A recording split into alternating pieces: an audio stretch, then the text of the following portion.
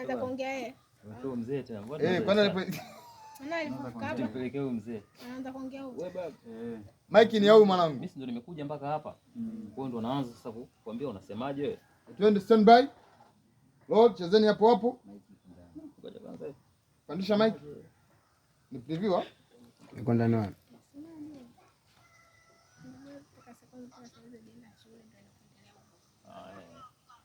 Sawa, fresh. Tayari? Una shoot? Mike bwana iko katikati pale kwa jamaa. Anataka nimweke kwenye kofia jua. Anipelekee ni Mike. Hapa si ndio hapa. Standby.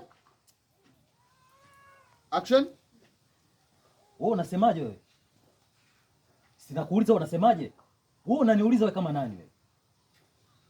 Unaniuliza kama nani wewe? Sasa mwanao hapa tunaishanga. Ndio unaongea upumbavu namna hiyo? Na kwa nini mpaka sasa hujaenda shule? Kwa nini hujaenda shule?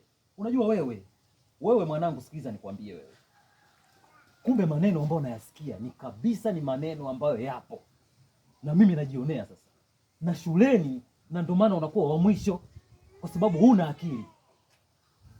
Wewe ni mjinga sana wewe. Mbona hujui kama vya kulisi vinazidi au simekulisea hapo babangu?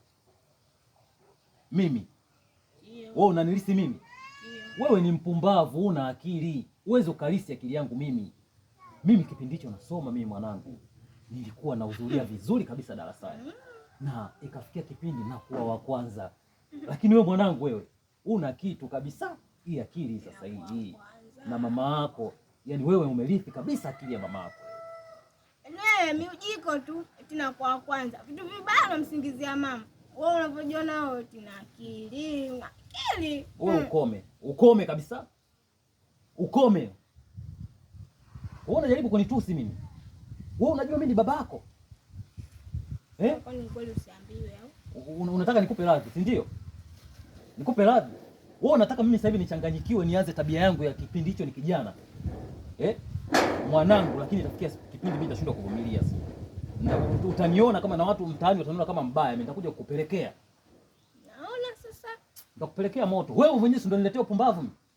Sasa kama mwanangu unaniletea habari za kipumbavu namna hiyo mimi nasemaje? Wow, sana.